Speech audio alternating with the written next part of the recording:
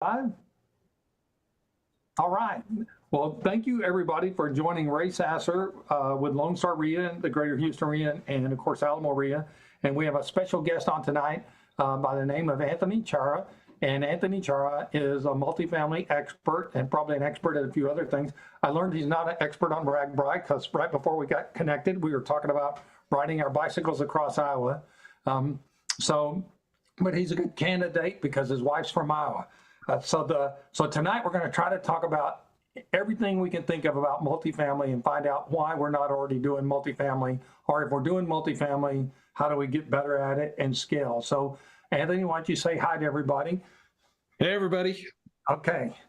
So I thought what we would talk about is we'll talk about like what it is multifamily is, big and small. And then from that, we'll talk about like why you would even want to do it, like how does it affect your lifestyle and how does it change who you are? And maybe how your family, the trajectory of your family and what, if there's a legacy. And then we'll talk about like how to find them, how to fund them, how to fix them. And fix them, I don't mean fix them like changing out windows. I mean, whatever the problem is. Like, what are some of the things that make apartment complexes fail economically, Anthony? What are some of the things that make them fail? Yeah, like what is it that creates the opportunity for people that are looking for them? Got it. So you want to start right off the bat with deals that are falling apart. Well, no, we're going to get that to happens. I just wanted people to realize that other people's incompetence is our opportunity. Absolutely. And that's actually a great question because I've had people come up to me multiple times over the years. I've been teaching this class since 2005, 2006. And I'll have people come up to me, and because I do talk about how some properties can go in foreclosure, they'll ask me and they're like, well, Anthony, you make this sound so great. There's so much cash flow. That's wonderful.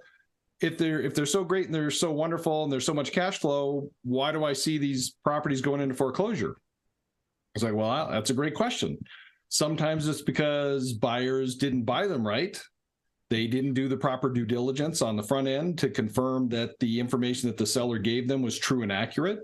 They just took the seller's word for it, or they took the broker's word for it. Matter of fact, my partner from years ago, a guy named George, basically had somebody come up to him and told him his property wasn't doing well. I think he bought it for like $750,000, and he was all excited. And a year later, he sold it for $250,000. Wow. And George was like, oh my God. He goes, well, why did you buy it in the first place? He goes, well, my broker said it was a great deal. Okay. That doesn't make it a great deal just because your broker said it was. And right. So he took a huge loss. A lot of it comes down to, again, doing the proper due diligence up front to make sure the income is truly the income, the expenses are the true expenses. I've seen somewhere people look at it and go, well, the expenses are really low. That's great. It's like, not necessarily. Sometimes when the expenses are low, it means they're not putting enough money back into the property to maintain it. I've also seen where some sellers, it's running great. It's making great cash flow. Everything's wonderful. The problem is they spend all the money as soon as it comes in.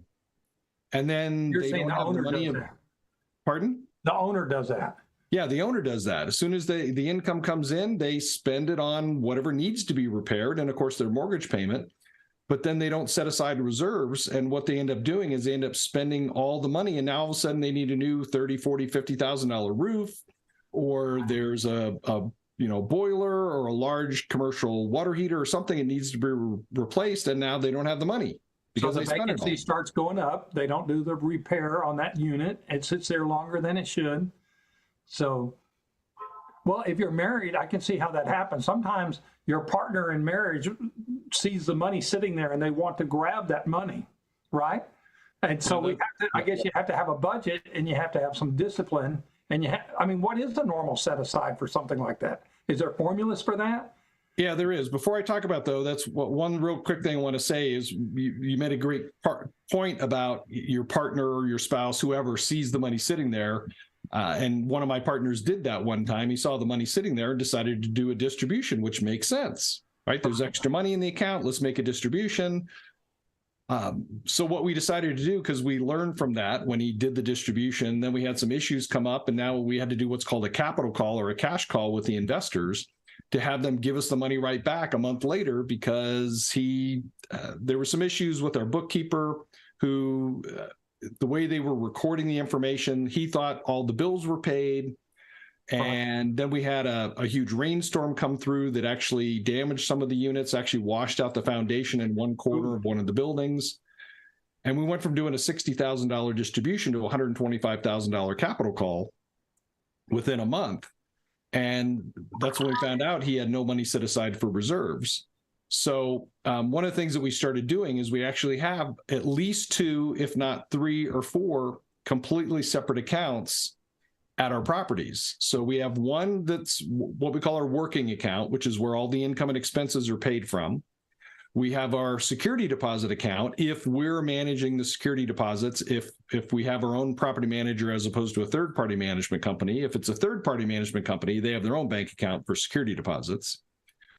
We also have a reserve account. So the reserve account, every single month, around the middle of the month, the 15th or the 20th, we do an automatic transfer, which we'll get into that formula here in just a second, and we automatically transfer that every month like clockwork from our working account into the reserve account. So we can keep it completely separate, and it's less tempting. Even though we can touch it, it's less tempting to touch it.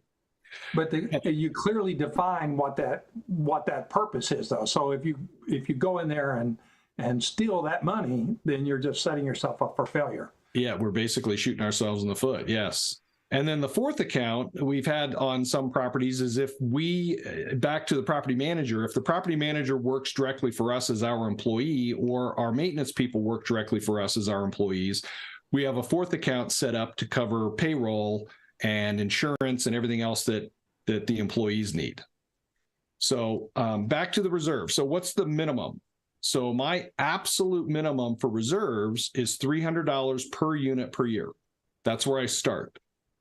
If you do the math, $300 per unit per year is only $25 per month.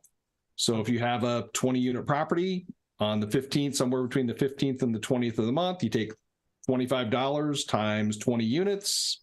So what's that? $500? Yeah. Or no, $400? Right. So every month, right, $400 gets transferred from the working account over to the reserve account. It'll be 500. Oh, 500. Okay. Yeah.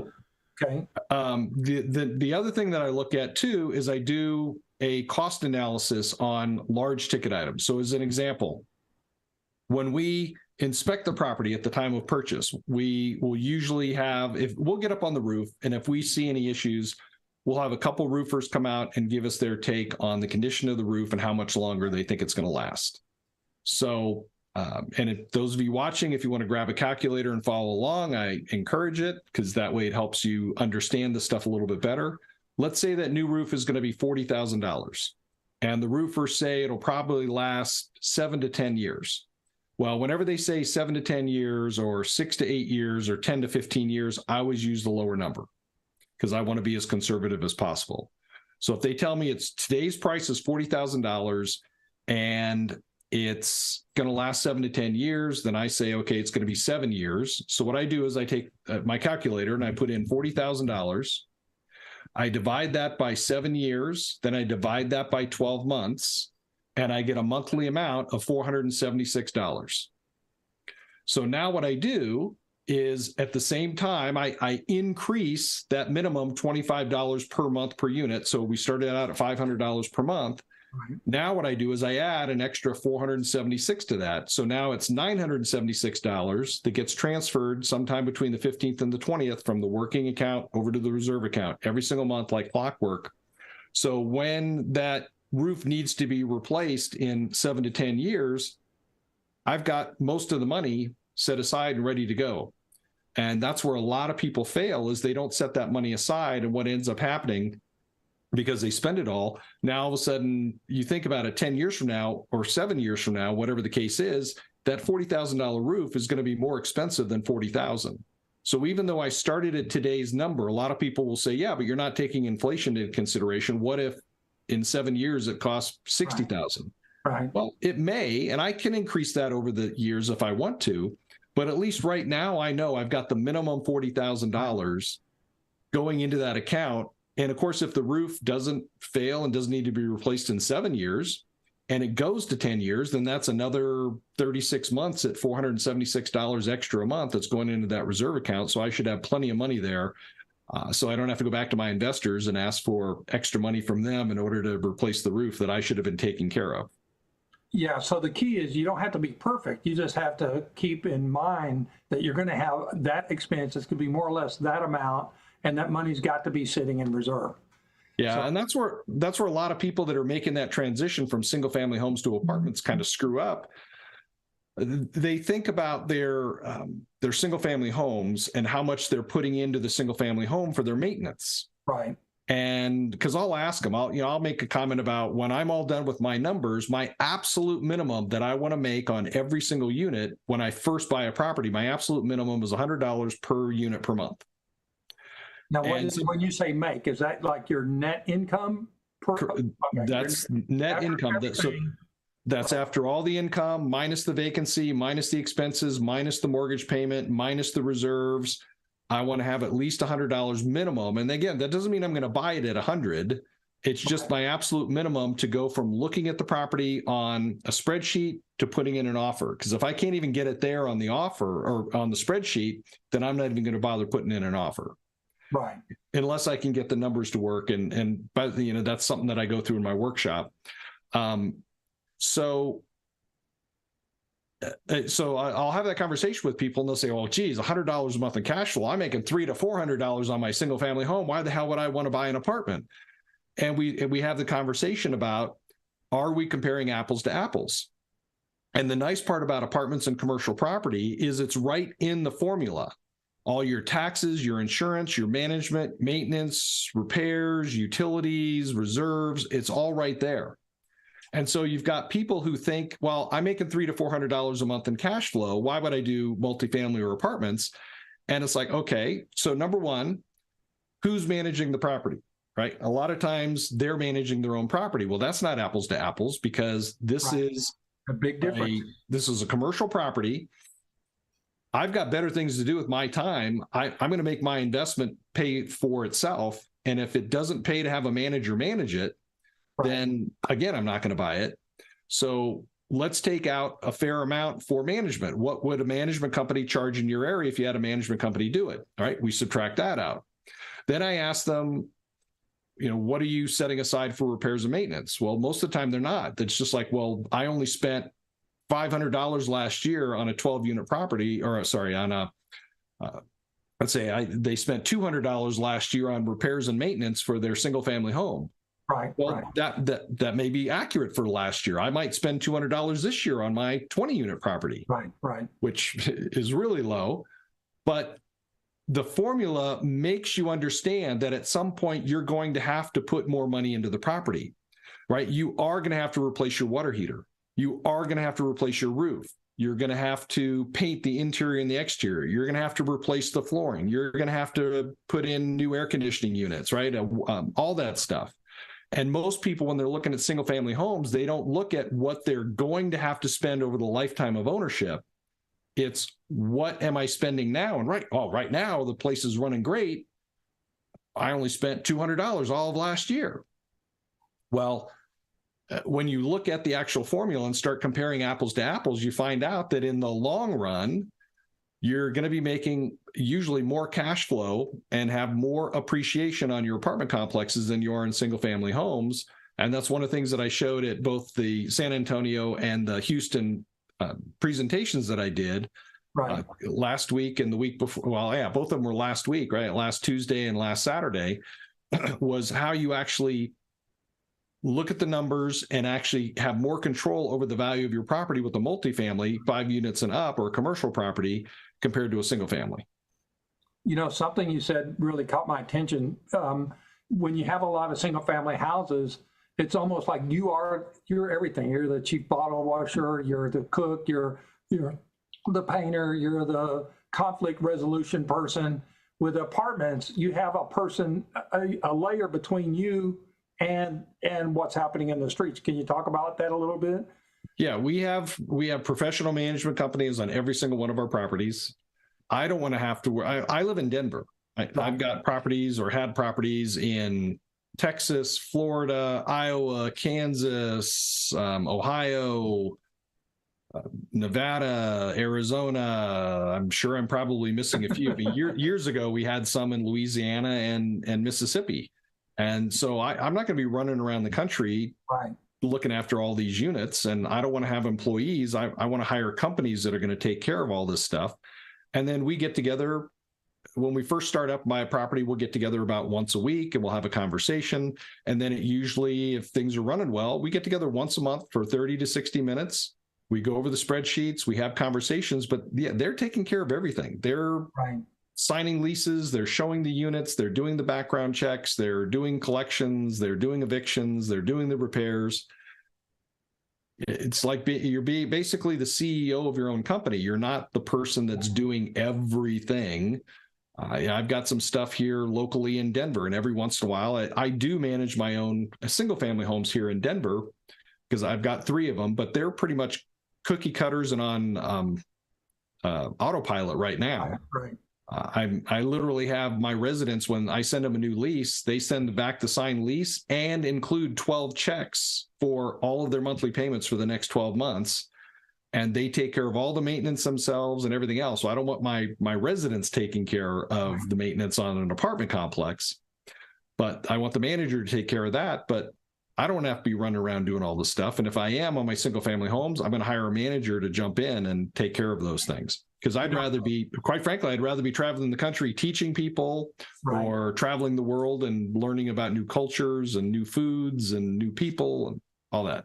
I think having that layer between you and the operations is, if people aren't really paying attention, they're missing one of the biggest benefits of doing this process, because you just said that you spend 30 minutes an hour per month dealing with whatever, if it's 100 unit or 200 unit or 25 unit, you've got that streamlined. So you've been able to qualify the property manager. You're using a model that allows you to pay that person, right? Instead of us doing it as the property manager, you've got a real property manager in there. So the fact that you can do one of those and it's say 100 units, now if you want to spend 10 hours a month, then that's 1,000 units that you can manage. Is that right? Is that right, Matt? Yep, that's correct. Okay, we said we're going to get into the what, the why, the find, fund, fix, and exit. I don't think that's ever going to, there's no way that's going to happen in the hour that we have. You are going to come to Houston, and you're going to come to San Antonio, spend a day with us. And just real quickly, and Hal, if you don't mind, put this in the chat. On Saturday, on the 22nd, he'll spend all day with us, because we just spent 20 minutes talking about one small part of one of those items, and it's going to take a long time. So we've got on the 22nd, on Saturday, 9 to 5, and then that's in San Antonio, and then in Houston, it's going to be on the 29th, 9 to 5.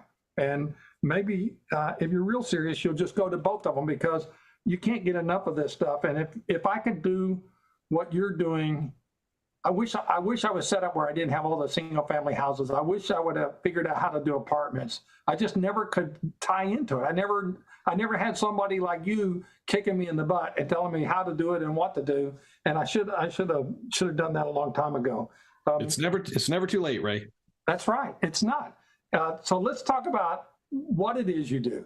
Okay, what is it that you do? You teach, obviously. You do multifamily. What does that mean? Well, it means that I've learned a lot of things, good and bad, over the last 30 years that I've been investing. I started investing way back in 93. I got into apartments almost exclusively in around 2004, 2005, and been doing that primarily since then. I've got some other commercial investments too, though. I own part of a hotel in the country of Belize. I own part of an agricultural investment down in the country of Paraguay.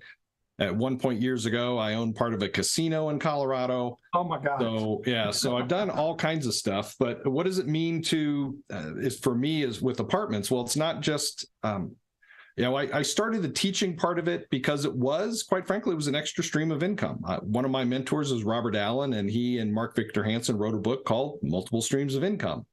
And what they talked about was not just worrying about having a job where you have one stream of income, and if you lose that job, the money goes away. So I started doing investing, like I said, in 93. Well, then I met my partner, George, in like 2003, 2004. we branched off into apartments and started to generate more income from apartments, not just from the single families, but apartments. And then also realized that there was a lot of stuff that we were learning the hard way on our properties that we wish we hadn't learned the hard way. As a matter of fact, there's a couple properties that when we first started up, we probably between 2010 and, well, actually about 2009 and 2013, we actually lost a couple of properties. One was because of the economy. One was because our partner was a different partner, was a bonehead, and just didn't listen to us telling him that he needed to put more money back into the property. He was too interested in giving out distributions to the investors to keep the investors happy. I kept trying to tell him that we need to keep the renters happy, because if the renters are happy, number one, they'll stay. Number two, they'll pay. Number three, they'll refer friends. Well, he didn't take care of the property. The vacancy started going up. Long story short, we ended up losing the property.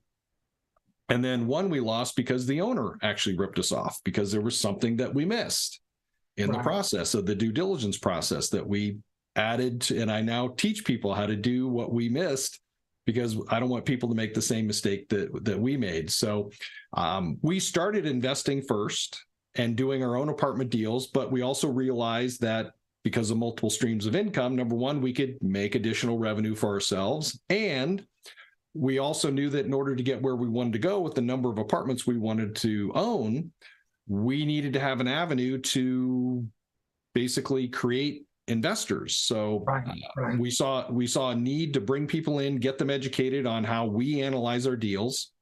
And then some of them naturally would go out and do their own deals. And then some of them would say, hey, this is great information, but I don't have the time, or maybe they don't have enough money to do their own deals. So what they then do is they partner with us. They invest $25, $50, $100, $200,000 with us, and we go out and then do what's called a syndication and raise money from a bunch of people to buy larger apartment complexes. Since you brought that up, let's go down that pathway a little bit and just talk about what that means. Because when I first started, my brother and I, when we first started, we took on a project that was way beyond our ability to do. We didn't have the skill, we didn't have the knowledge, we didn't have the contractors, and we took it on. And it literally is a toss of a coin if other people are doing what we did, whether you survive your first deal or not. And we pulled it out at the last second. A couple things finally went our way. It was just pure luck. And it's like to do anything without the knowledge and guidance of people who've been before you is just crazy. And so when you talk about bringing on partners and having like a team, and what that means, and maybe somebody's more actively involved in it or more passively involved in it, and that kind of gets to our funding deal. Share with us, like, just give us a little thumbnail sketch. And I know on the Saturdays you can go in more detail, but a lot of people think you need money to make money in real estate, and that's true, but it doesn't have to be your money. So share with us how you put that together. Yeah, that's an excellent point. Yes, you usually do need money, but you're right. It does not have to be your money. And that's how George and I started. We had only a certain amount of money to do our first deal or two. And then after that, we didn't have deep enough pockets because we were just getting going. Right. And so what we did is we went out and started telling our friends and coworkers and family members what we were working on. And fortunately for us, a lot of George's family, my family, didn't really have a lot of money to begin with. Some of George's family saw the need and the value, and they pitched in and they got us going on our first couple of deals. Right. And then it got easier after that to go out and raise money from other people, because then we could show them, hey, look, we bought this property over here and here's how it's running. And now we're looking to buy this property here. And do you want to join us? So you do have to follow certain rules, though. It's not like you can just go out and start talking to people and raising money from them. You can certainly educate them. You can certainly tell them about the deals that you're working on. As long as the deal, my understanding is as long as the deal actually isn't under contract, you can go out and talk to people and start raising money. But once it goes under contract, if you don't have a relationship with those people or any new people, you should not talk to them about that specific deal. You can tell them all about past deals. Right. And then future deals once you create that relationship. But you should be talking to people, like going to Alamo RIA or the Greater Houston RIA and meeting with other people and networking, or going to other events. There's other trainings you can go to. Take every opportunity you have to introduce yourself to people and let them know what it is that you're doing, whether it's apartments, single family homes, mobile home parks, short-term rentals, residential assisted living, office buildings, strip malls, storage. Right. So like with apartments, you would have somebody, maybe the active investor, who kind of knows how to do it and has a track record. If I would say, let's say I had $50,000 sitting in a Roth IRA and I were a passive investor, then if I wanted to put that in with a deal that you were working on, would I get the opportunity to see what you're doing and how you're doing it and get to, kick the tires and stuff like that? Yeah, you would. We send out a monthly report that has information on how the property's doing. We'll share a profit and loss statement. We may or may not share a rent roll on a monthly basis. Right. And then quarterly, we usually get together for quarterly webinars where we share the information. We'll try and get the property management company to come on and talk about what they're doing. Do they see whether or not we can increase rents? What are they doing about the vacancy, collections? Is there something that we could be doing on the property to bring the value of the property up, to raise rents? In other words, sometimes you just have to raise rents, period. Right. Other times you have to do something like paint the outside, redo the landscaping, put on a new roof, or any of the above, or even do interior work in order to get higher rents. So yeah, we would bring people in and we would invite them to be as involved as they want to be on those particular calls. It just seems like every time you say something, it's just like it triggers a whole new set of thoughts in my head. And it's like you're saying raising the rents and stuff like that. And when I think of that, I think of cap rate, and we don't have to talk about it. But The bottom line is, if net operating income goes up, then that's your play, right? I mean, that's how you go for the value. So share with us, like, how do we, if I take something that's worth X amount of dollars, how do I make it worth more money? What do I have to do? Yeah, great question. Let me go ahead and share my screen here. And this is one of the reasons I love apartments and commercial property, is because you're basically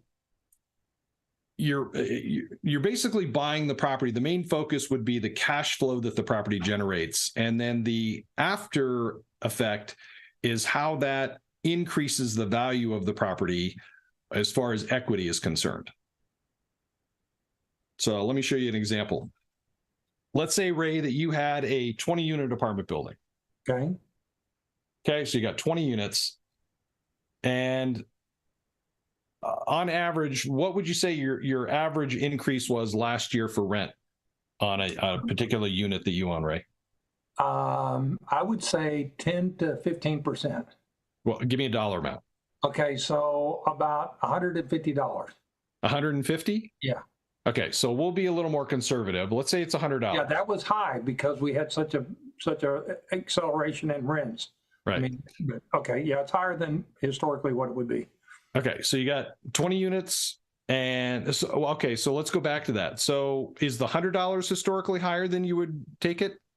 Yeah, probably. We would normally, I've been doing this a while, but we would normally raise rents $50 to $75 a year. We wouldn't do it every year, but when somebody moved out or whatever, we would go to whatever the latest amount was. Unless we were real far off, then we would change it. But let's be even more conservative. Let's say it was $50 a month. So you have a 20-unit property, and by the way, everybody should be raising their rents every single year. Okay. Even if it's only $5, you need to get your residents used to the idea that every single year the rent's going to go up, and you need to charge them a fair amount. If as an example, if the fair market rent for your property is $1,000 a month, you should be charging $1,000 or close to $1,000. Hold on one second, Anthony. Jan, did you hear that? I did. She heard you. Okay. New company policy. Okay. So let's say the fair market rent is $1,000. You should be charging $1,000. Now, if you have a renter that's been with you long term, they've been there 3, 4, 5 years or more. Right. You don't have to take them up to the full $1,000. You can take them up to like $950, $960, $975. But you should be raising the rent every year. I've met some people that say, well, but they're good residents. They've been with me 10 years, so I haven't raised the rent in the last 2 or 3 years. Well, that's ridiculous. Now you're paying them to stay there. Right. Right. And I get the value, but when you're talking about $200 a month times 12 months, that's $2,400 a year that you're losing. And then if that's 2, 3, 4 years out, right, that's like 10 grand. It's real money. Some people decide it's like, well, I'd rather just have them stay in instead of having turnover. It's like, look, if market rent is $1,000 and you're charging your long-term residents $950, chances are they're not going to go anywhere, because if they moved out or wanted to move out, went to look at someplace else to live, they're going to pay $1,000, not $950. So to go through all that hassle to move from property A to property B, and then pay $50 extra a month just to get a newer place with clean carpet and clean walls and that kind of stuff, and pack up all their furniture and all their dishes and plates and their glasses, most people won't do that. Right. Okay. So 20 units, you decide to raise the rent. You have a meeting with your property manager. Your property manager says, yep, Ray, no problem. $50 a month increase. Shouldn't have any issue with it. So you raise the rent. Sure enough, people agree. They sign the new leases, or new people move in, sign leases. Well, what does that equate to?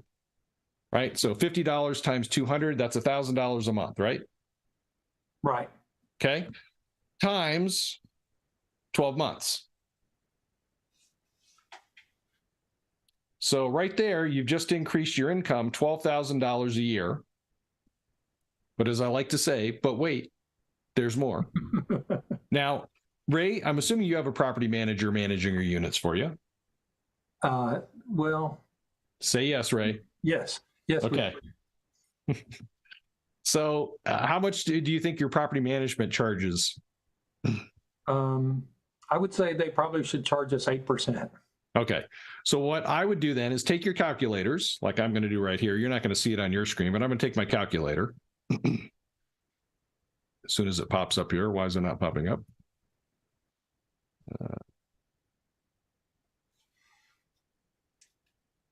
My calculator doesn't want to come up. Hang on a second. I can do my calculator if you want to give me the. Okay, there, I just got mine up. It's, for some reason, when I'm on my whiteboard, it doesn't like to pop up right away. All right, let me go ahead and share my screen here a little bit differently so you can actually see what I'm doing. There, you should be able to see my, and it just disappeared. Can you see my calculator on the screen now, Ray? Yeah, I see it.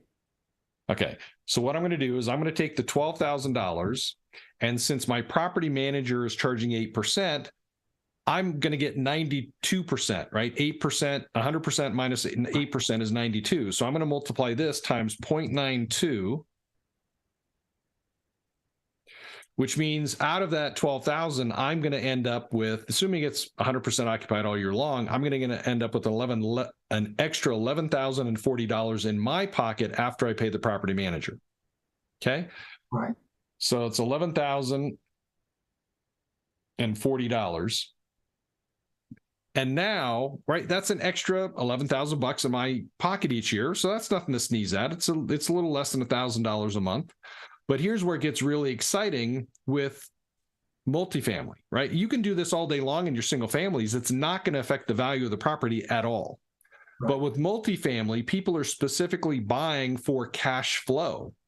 So when you increase the cash flow $11,000 a year, which again doesn't seem like that much, and then you divide that by the cap rate, which you were talking about earlier, and this is something we do go through with the workshops on Saturday. You actually do these calculations yourself right there in the class. You can figure out how much you're going to add to the value of the property without spending thousands of dollars on an appraisal. So if you're in an area where the cap rate is, let's say, 10%, which there aren't any areas around that I know of that are at a 10% cap rate these days. By the way, cap rate is the return you would get on your investment. So you well, without getting us off track here, the cap rate is the return you would get on your money. So the $11,040 is the return you get. So what we're looking at is we're flipping this formula around to figure out, okay, if that's the return we're getting is 11,000, what did we add in the form of value to the value of the entire property? In order to get the 10%, so that would equal 11,000. Well, so it's the 11,000 divided by 10%. Right. Or 0.1, right? Because if you have to convert the 10% to a decimal point, that's 0.1. So if you do that on your calculator and you take, and my calculator vanished again. Hang on. Okay, can you see my calculator on the screen, Ray? Yes. Okay, so if we take our $11,040 and divide it by, right, so hit divided 0.1, that means we just added $110,000 of value to our property. Yeah. You can't do that with single family homes. Managing that rent effectively increased the property $110,000. That's correct. And Now, that's just one thing, right? That's what? That's just one trick up your sleeve. That's one trick. Now, keep in mind, that's if the property's at a 10 cap. What's been happening is cap rates have been doing what's called compressing over the last 10 years. So chances are in the area that you're in, it's probably going to be about 6%, but let's be conservative and we'll say 7%. So we'll take that same $11,040 and we'll divide it by 7%, and that's 0.07 if we convert it to a decimal.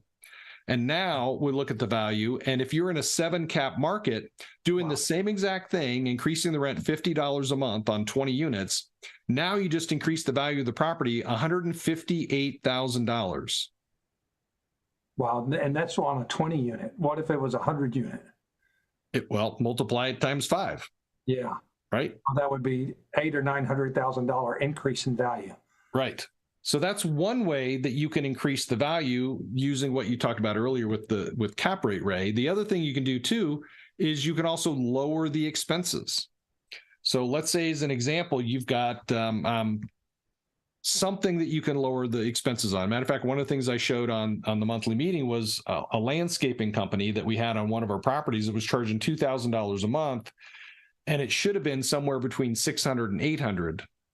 So I'm going to be conservative and I'm going to go with the landscaper that charges $800 a month. Well, just by changing landscapers, I just saved $1,200 per month, which is $14,400 a year. Which is exactly $14,400 per year. And now I don't have to share any of that with the property management company because they didn't increase the income by raising rents. I lowered the expenses by hiring a new property management company. A new landscaper. So now, if I do that same calculation here and divide this by 10%, right, the value of the property just went up $144,000 just by changing landscapers. And that's at a cap rate of 10, but is more likely to be 7. Right. So that might be $180,000 or $90,000. Right. So if we divide it by 7%, we do the same calculation. We take 14,400, divide it by 0.07, $206,000. Wow. Wow. Right? So it went up $205,700 just by lowering the expenses. And this is what net operating income is, right? It's either more income or less expenses. Yeah, the net operating income is the combination of all the income that the property generates, including removing your vacancy, which is negative income, adding in other income for things like laundry, storage, parking, pet fees, right, late fees, even doing something called utility reimbursements. So if you own a property where you're paying all the water, all the electricity, if there's a way for you to charge some or all of that back to the residents, you need to do that as quickly as you possibly can. All of that, right, that increases your income. You can also look at reducing your expenses. What can you do to do things better? You know, one of the things that I try and teach my students is it may cost you more to put in vinyl plank flooring or ceramic tile, but in the long run, you're actually going to save money because a lot of people, they get stuck in, I'm going to buy this cheap ass, it's actually called renter's grade carpet. Right, right. And it only lasts 2 to 4 years, depending on the residents that are living there. And it's usually less, or renter's grade vinyl. And all they do is walk on it with their rabbit-eared slippers, and they cut a slice in it, and then the stuff starts falling apart. So we've been going into our properties and upgrading the flooring to either a really good quality vinyl plank or ceramic tile, something that's going to last longer. And yes, it's going to cost us more to put it in, but now we're not replacing it every 2 to 4 years. Right. Every time somebody moves out, you can clean it and not have to replace it. Exactly. And even with vinyl plank, if you do have to replace it, it's not necessarily easy, but you have extra vinyl plank left over. So if somebody scratches a vinyl plank, you can have somebody come in and pop up the floor and put in a new plank and then pop it back down, put everything back in place, and you're not replacing all of it. You're paying for one little strip or two strips to be replaced. Right. Do you think like right now is a good time to be buying apartments? Do you think there's enough opportunities for people to, if they go through this process of learning and getting up to speed, is it going to be worth their trouble to do it?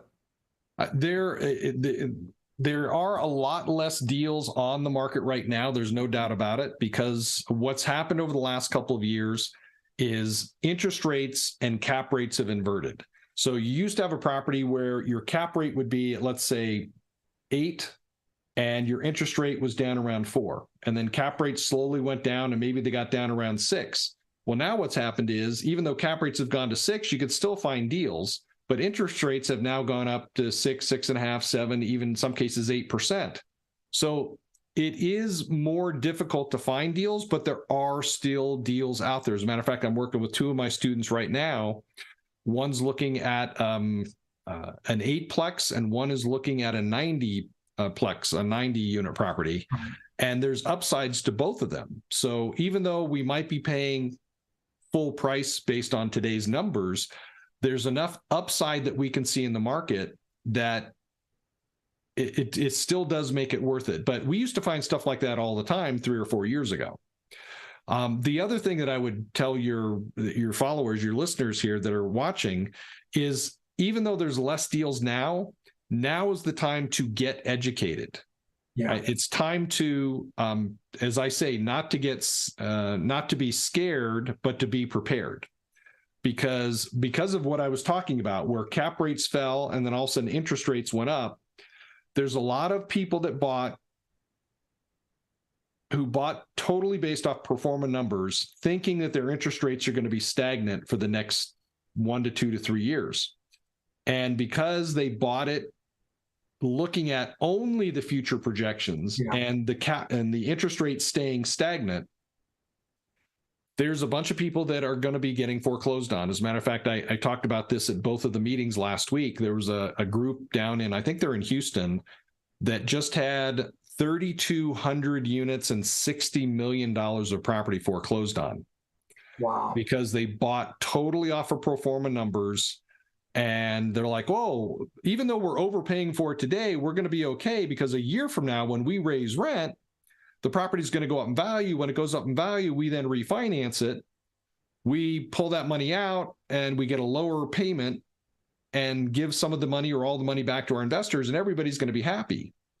Well, they didn't see the writing on the wall, and there were a lot of warning signs out there. I belong to a couple other groups that have been talking about this for a year and a half, that because of all the stimulus checks that have been going out and all the other stuff that the government's been doing, they saw the writing on the wall, and they said, you need to be prepared. Start buying precious metals. If you own apartments like I did, hold on to them, refinance them now, because the only thing that is going to happen in the future is interest rates are going to go up because inflation is going to go through the roof.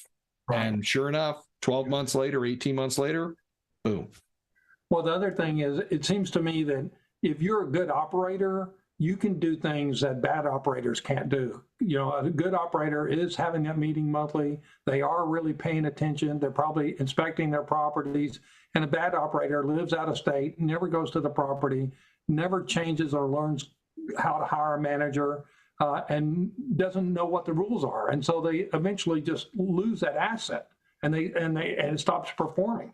And I don't know at what point an asset stops performing, but is it at a 20% vacancy rate, a 15% vacancy rate, a 30% vacancy rate? But I remember in 2009, 2010, there was a lot of apartments that were on the market very, very inexpensively. And I think a lot of it was they weren't being good competitors. And I think the key is just figure out how to be a good competitor. Figure out what the process is. Figure out what your competition is doing and be better than your competition. Yeah, 2010 would have been a great time to buy apartments. So yeah, and we bought a lot of them. Yeah. So I made the comment about don't get scared, be prepared, because even though a lot of these people, so what they did is they bought their buildings on what's called bridge financing. Well, bridge financing bridges you between the purchase and the refinance, and it can be 1 to 2 to 3 years generally. The interest rates are higher than permanent financing, but they're less than hard money lending. So they're usually in the 6, 7, 8% range, and then they're adjustable. So if interest rates go up, they go up. And that's kind of what happened to these people as they got into these adjustable loans. They expected it, it's going to stay here for the next 20 years because the last 15 years, it's been slowly coming down. And they got stuck. They got caught. They didn't refinance them fast enough or get out of them fast enough or didn't buy them right. And they lost them. So what I'm trying to say is, I'm not trying to scare people away. I'm trying to say, get prepared, because there's going to be more opportunities coming on the market between now and the next 18 months from now, as these deals come up where owners bought them the wrong way. Because they have two options. They can either go back to their investors and do a cash call or a capital call in order to refinance the property into longer term financing and then hopefully break even, or let the bank take the properties back and go into foreclosure. So let me just break that down a little bit, just to make sure I understand. So let me bounce it off you. So in other words, they didn't have really good long-term financing. It was bridge financing, or it was adjustable rate mortgage. And then now when the adjustable rate adjusts, it's at a higher interest rate, so that whatever if they were already marginal operators that had marginal cash flow, they're now, instead of cash flow, now they're having negative cash flow.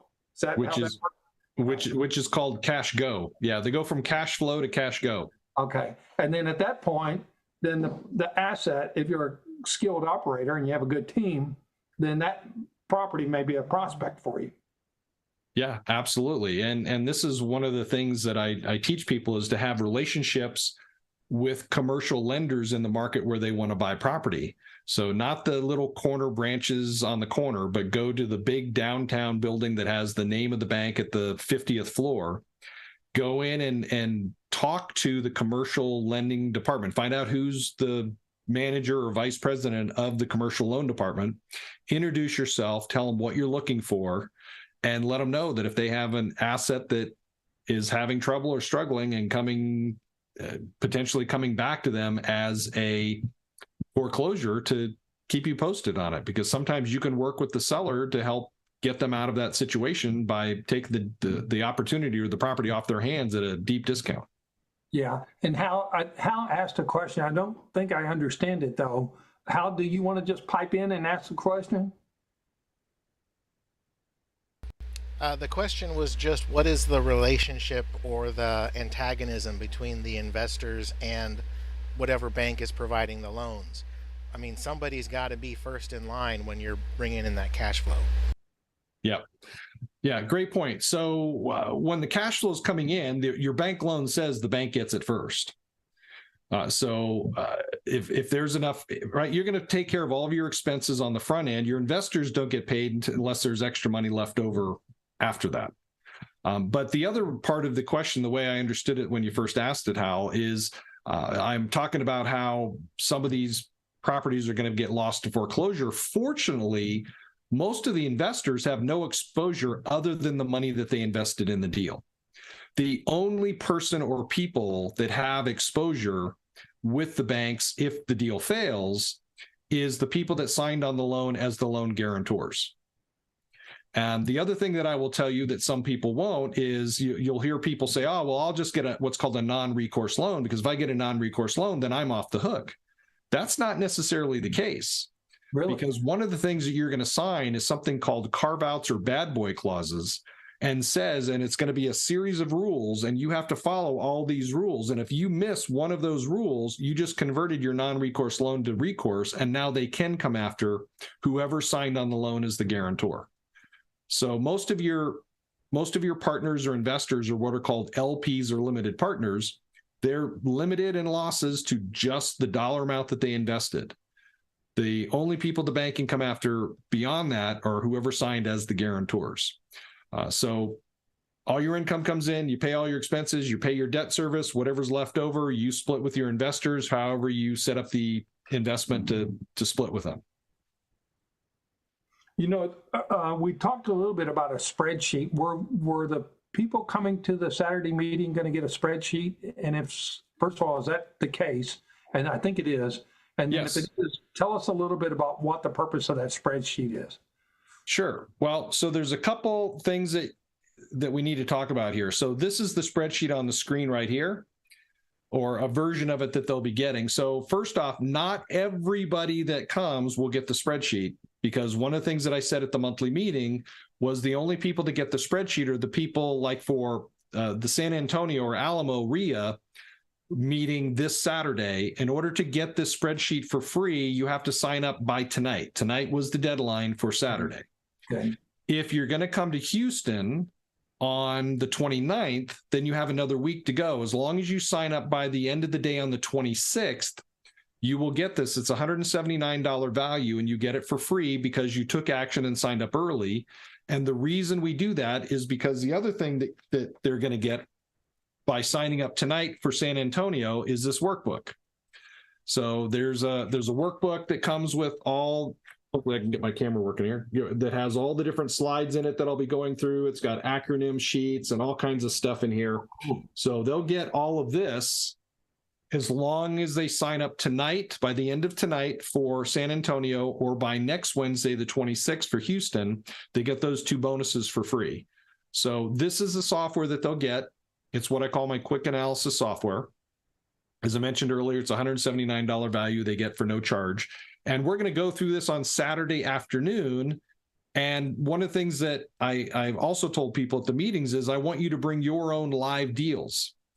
5 units and up for apartments. If you want to bring mobile home parks, storage facilities, office buildings, hotels, some other commercial property, you're welcome to do that. I will stick around as long as I can after the day. We'll go through as many as we can during the class from 9 to 5, but I usually don't run out the door afterwards. I stick around and I'll take more questions. I'll analyze more deals. And I'm going to show them how to use this software so they can figure out whether or not they have a good deal, a bad deal, or a great deal. This is that 90-unit property I was telling you about that one of my students is looking at in Pennsylvania. Let me interrupt you real quick, Anthony. Yep. Hey, Hal, if you don't mind, put the links for where they can sign up in the chat if you've got it.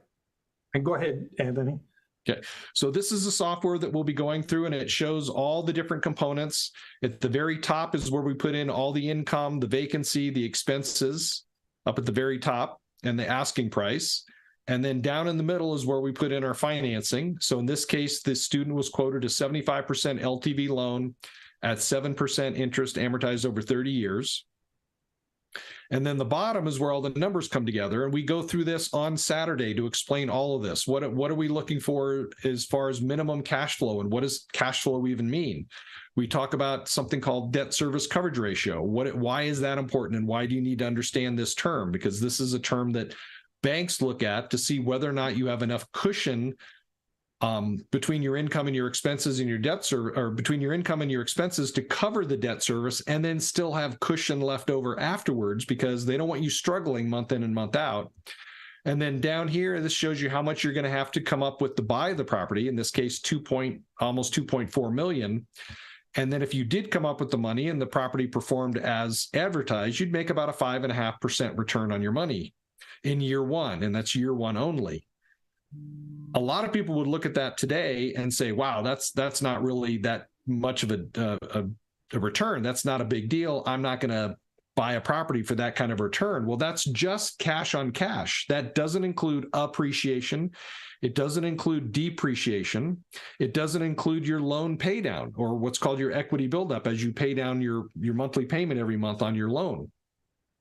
Once you do that, you can get into the 20 and 30% range on an annual basis, average annual basis. This also doesn't take into account you raising the rent next year, and raising the rent the year after that, and raising the rent the year after that.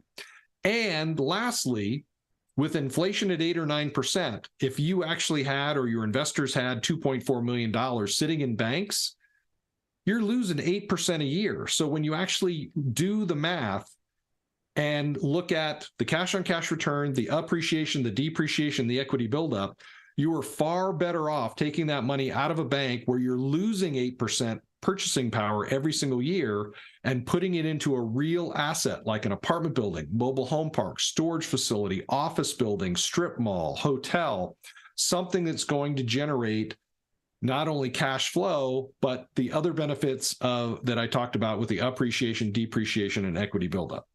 If as an incentive to bring the investor in, I have a lot of questions about the spreadsheet, by the way, and I know we don't have time to cover them all, but as an incentive to bring the investor in, do they get a pro rata share of the depreciation, for example? Most of the time, yes. But if you invest with a self-directed IRA, you get your pro rata share, but it's worthless to you because you can't use it because you invested with a self-directed IRA. It's already tax deferred. Right. So in that case, just the yield of the 5.5 or whatever, it actually could be higher if it weren't in an IRA. If it wasn't in an IRA and you invested out of your personal account, your average returns are probably going to be in the 20 to 30 to 35% range over the life of the deal. Yeah. Okay. And then, so how would a person know what actually goes in there? For example, like your debt service coverage ratio, is that something that in the class you'll explain, like what the industry standards are and what we can expect to plug in? Yes, I explained it in the class. And if you notice here, this is actually a formula. So this is not something that somebody puts in. It's a response that you get on the software based on the information you entered above that lets you know that in this case, the debt service coverage ratio is at 1.26. Well, is that good or is that bad? Well, I can tell you from personal experience, that's actually good. You want that to be a minimum of 1.25, and so it's barely over that at 1.26, so that's good to go. But yeah, I explained that in the Saturday workshop. We actually go through and do some problems on it, and I explain why that's important to the bank and how they use this to calculate the cushion that's left over after you pay your debt service. So where is on this screen? Just show me where on the screen where it says go or no go. Is there like a go or no go place on it? There is no go or no go. There years ago, I'd have people come up to me and say, well, I've got this software from somebody else and it turns green when it's a good deal. And I look at it as like, okay, but what does that mean? Why do you think it's a good deal? And their response literally was, well, because the numbers turn green. Okay. Okay, I get it, but why? Do you understand why the numbers are green? And they couldn't answer the question. Yeah, right. So my goal on Saturday is to let you know these are the different criteria that I look at, and you can either use my criteria or come up with your own. And there's about 5 or 6 different things that we're going to go through.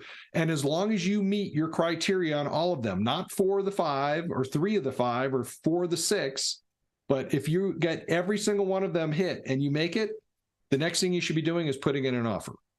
Okay, cool. And because I want to create what I call sophisticated investors, not somebody who looks at a spreadsheet and goes, well, the numbers are green, I guess I should buy it. That's the wrong answer. If you're trying to raise $2.4 million from investors and you tell them to invest with you because the numbers turn green, I want to hear how much money you were able to raise using that philosophy. But I want you to be sophisticated and understand exactly why you're doing what you're doing. So, like, just thinking back over the past with the successful students you've had, do you find that a lot of them, do they come in like as a passive investor first, and then they kind of get a feel for how it works, or do some of them just jump in with both feet and somehow survive?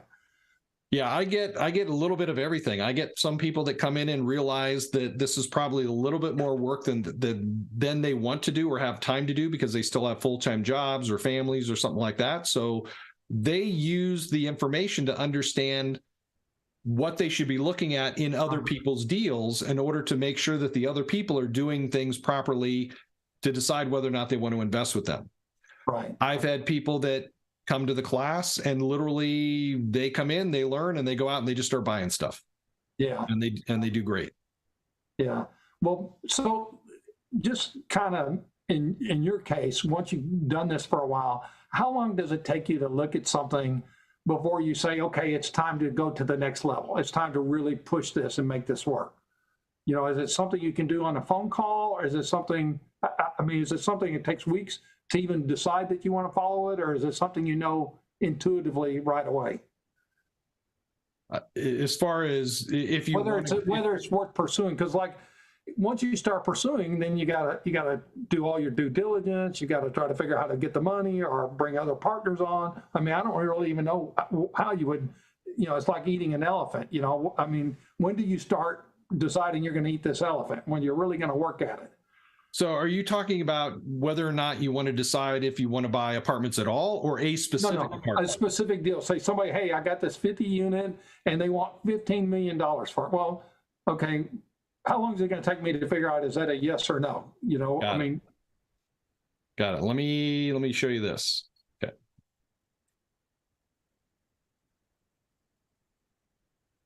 Okay. You should be able to see my awesome artwork here. Yes, it looks like steps. These are the 7 steps that it takes to buy any particular type of property that you should be going through. Okay. With one additional piece added in that most people don't do on their single family homes. So you start down here with step 1, you're locating a market and you're locating properties within the market. You have to locate your market first and decide. Did you pay somebody to draw this for you? Yeah, I paid a monkey to do it. I gave him a banana and said, here, go draw this. And me being the monkey. So you start with locating the market, figuring out whether or not the market makes sense, and then locating properties. Once you find the property in the market, then you do what's called a quick analysis. That's the software tool that I shared earlier. You do a quick analysis. Right. I say quick analysis because once you get used to using the software, you can do an analysis in 15 to 30 minutes. The first couple times you do it, it's going to take you a couple hours. It might take you 2 to 3 hours because, and you'll see this in the Saturday workshop. The first deal we do, because we're entering information, I'm teaching, we're entering more information, I'm teaching, we're doing a little research on where other numbers come from, like loan terms, or whether or not the market makes sense. There's websites that we'll go to see what's going on in particular markets. So the first couple times you do it, it's going to take 2 to 3 hours. But as you do it more and more and more, it's like muscle memory. It's like getting in a car. You don't think about getting in a car and putting your key in the ignition. Of course, now you don't have to put a key in the ignition. Right now, you just get in and you push a button. But when you first got in a car and learned to drive, you had to think about it. You had to think about getting in, adjusting the seat. Then once you adjust the seat, then you adjust the mirror and you adjust the steering wheel if it adjusts. Then you put your foot on the brake. Then you push the button or turn the key to turn it on. Then you check your mirrors, right? You had to literally think about all of it. Exactly. Now you just get in the car and just boom, boom, boom, go, and you're driving down the road. Right. Right? It's what's called unconsciously competent. When you first start up, you're unconsciously incompetent because you don't even know what you don't know. Right. Right. So as you work through the steps and you become better and better, you go from 2 to 3 hours to 15 to 30 minutes. You can tell whether or not it's a good deal or not. And if it is, then you put in an offer. Okay. You put in an offer. Now, keep in mind, a lot of these offers that you put in, you're not going to have a lot of this other information. You're not going to have a lot of physical information about the property or financial information about the property. You're not going to get that until you start the due diligence process, and you're not going to start the due diligence process until you're under contract. Right. So a lot of people get stuck in what's called a catch-22 because they want to make an offer, but they don't know if the numbers are accurate because the seller won't give them good financial information until they get an offer. But they won't get an offer because the seller won't give them good financial information. So at some point, you have to take a leap of faith, ask the right questions, which I'll talk about on Saturday, and then put in the offer, and the offer will give you the opportunity to get out if they basically blew smoke, you know where, and gave you a bunch of fluff, and you find out that the numbers aren't what they said they were.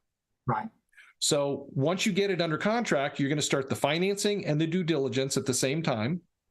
Along with the due diligence, you're going to do the physical due diligence that most of your members are probably used to doing on single-family homes, but now you have to add the financial component because you have to look at the income and the expenses on the property and something called the rent roll to make sure that the numbers are true and accurate. Because that's, I mean, ultimately, you're paying for net operating income, right? Ultimately, you're paying for the net operating income. That's correct. Not 2 or 3 years down the road net operating income, but how's it performing today? Right. Right. You're also going to negotiate some down here in the offer phase, but you might have to negotiate more once you get it under contract, because again, most sellers won't give you good, strong financial information or records until you're under contract. So you might have to renegotiate, or what's called retrade, later on in the due diligence process. And then you go all the way through to the closing table. Yeah, and you got to, when you draft that contract, you got to make sure that you have time to do your due diligence. You got to put that kind of language in there, and not lose your earnest money and find out that somebody lied to you in the process. Yeah. So to answer your question, Ray, how long does it take you to know if the deal makes sense? Once you get to this phase right here, and you've analyzed enough deals, you know within 15 to 30 minutes if the deal makes sense or not. Right. And then make an offer. And have that seller stop shopping. Yeah, and if it does, make an offer. There you go. Well, cool. We're gonna unless somebody has a good reason not to, we're gonna end the meeting for tonight, and then we'll see you on Saturday. And I'll just go over these times again. And Al, I don't know if you put it in there, but make sure you put a link in.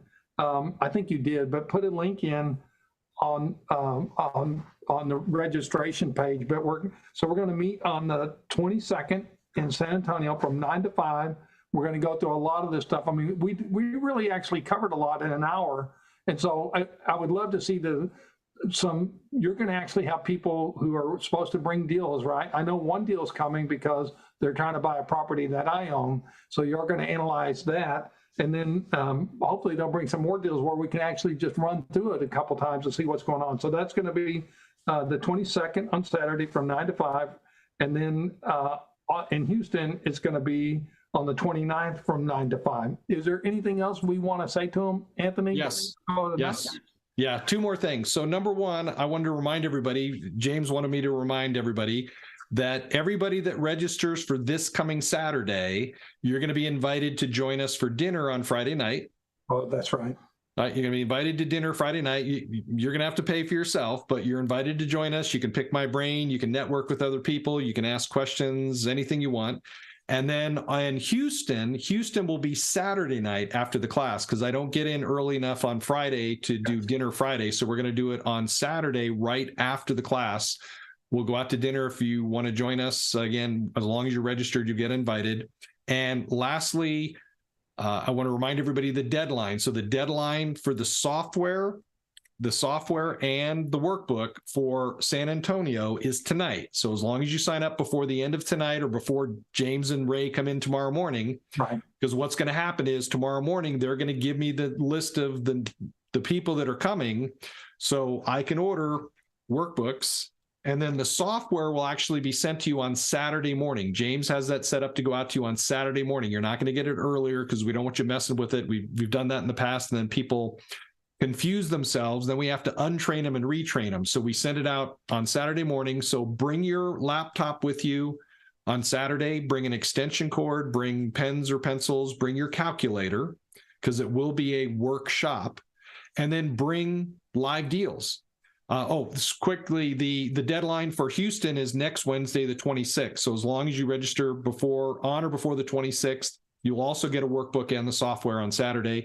If you just walk in on Saturday, you're welcome to come. You may or may not get a workbook because we usually don't print a lot of extras.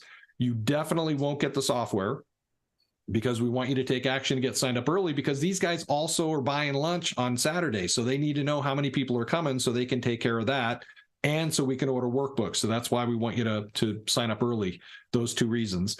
And then bring live deals. So if you're bringing an apartment, 5 units or more, if it has an asking price, if it has income and expenses, if it has vacancy, that's all fantastic. That would be great. Some deals that you find on websites or from brokers will only show you the net operating income. That's fine too. But 5 units and up, it can be an apartment, mobile home park, storage facility, hotel. We'll spend some time in the class, the main time in the class, talking about apartments because most people are interested in apartments. But I'm all the stuff that I'm going to teach you on Saturday, it all translates to all those other parts, retail, office buildings, strip malls, hotels, Right. Mobile home parks, storage facilities, apartments, all the terminology and calculations all go with all those different components. The only difference is the ratio between the income and the expenses, and we can talk about that on Saturday too. And a couple closing questions. One is, will we have time to ask you questions in the class? I mean, Absolutely. Okay, and then I know the deal that one of the people are going to bring, they're looking at buying a property that I have. There's some hidden benefits there. So we'll talk, hopefully you'll talk about how to open our eyes to seeing things that maybe aren't on the surface, but may have some real value. Right. And that's one of the things we do here in the software is, if you notice, there are 6 columns. There's a pro forma column, an actual column, and then there's 4 what if columns. So those hidden things that you're talking about, Ray, like, well, what if you can raise the rent $100 a month? Matter of fact, I'm working with a student right now. He's looking at an 8-unit property in Memphis. And right now the rents are between $500 and $700 a month. And these are on studio units. And right next door is an identical building. And on that identical building that's actually been fixed up, they're getting $1,200 a month. Wow. Rent on a studio unit. So you can use the what if columns, and we'll do this in the class. You will use a what if column to say, okay, what if we can raise the rent $500 a month? How is that going to affect the value of the property? Yeah. And then it makes it, then you say, okay, if it raises it that much, if it's 500, then you're going to look at the cost of doing that and saying, is that something we want to go for? Yeah, because absolutely, because that's one of the things you have to understand is there are some properties where literally all you have to do is raise the rent. I met a lady years ago who just hadn't raised the rent in, I don't know, however many years, because all of her renters were her friends. Right. So she didn't want to raise the rent on her friends. Well, she was losing $24,000 to $36,000 a year. Yeah. Because she thought her rent was $200 a unit below market. Well, so there are some properties you just need to raise the rent, period. You don't have to do anything. But then there's other properties like the one I just told you about in Memphis. It's going to need probably between $300,000 and $400,000 of rehab.